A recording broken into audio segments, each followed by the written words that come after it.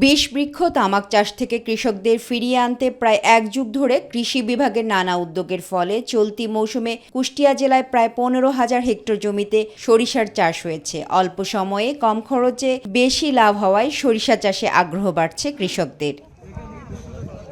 কৃষি বিভাগের প্রশিক্ষণ, উন্নত বীজ, সার ও প্রযুক্তিগত সহায়তায় কৃষকেরা ঝুঁকছেন সরিষা চাষে। এদিকে তেল উৎপাদন, অন্যদিকে মৌ চাষের মাধ্যমে মধু সংগ্রহ, এক ফসলেই মিলছে বহুমুখী লাভ। ফলে প্রতি বছরই জেলায় বাড়ছে সরিষা আবাদ।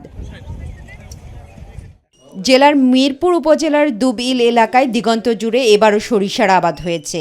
এখান থেকে মৌমাছির বাক্স স্থাপন করে মধু সংগ্রহ করেছেন মৌচাষিরা। এতে একদিকে যেমন খাঁটি মধু উৎপাদন হচ্ছে, অন্যদিকে পরাগায়নের মাধ্যমে সরিষার ফলন বাড়ছে। সরষা চাষ লাভজনক, তামাকে খরচ বেশি, সরষায় খরচ কম।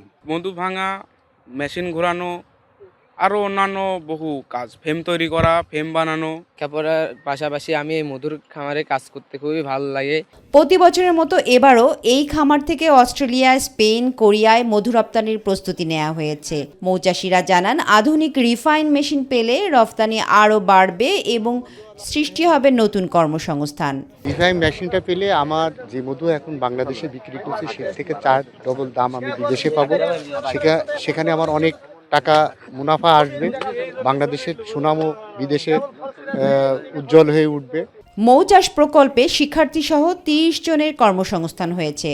অনেক ক্রেতাই সরাসরি মাঠে এসে নিজেদের চোখের সামনে মধু সংগ্রহ দেখে খাঁটি ও টাটকা মধু কিনছেন। দেখে শুনে বুঝে খাঁটি মধু নেওয়ার জন্যই আমি এখানে আসছি। স্বচক্ষে হারভেস্ট দেখে এই পরিপক্ক মধু আমি নেওয়ার জন্য আসছি এখানে। কৃষি কর্মকর্তারা বলেছেন, সরিষা থেকে তেল ও মধু উৎপাদনের মাধ্যমে গ্রামীণ অর্থনীতি আরও শক্তিশালী হচ্ছে।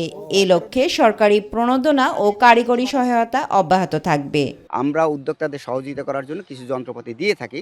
আমরা চেষ্টা করব ওনাকে একটা রিফাইন মেশিন কিভাবে দেওয়া যায়। এখানে যেটা লক্ষণীয় যে সরিষার আবাদ যেমন বাড়বে, তেমনি মধু উৎপাদনের মাধ্যমে কৃষি অর্থনীতি বেগবান হবে।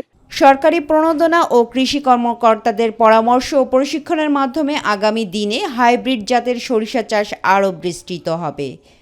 পাশাপাশি কৃষক তাদের উৎপাদিত ফসলের ন্যায্য মূল্য পাবেন, এমন প্রত্যাশাই সবার।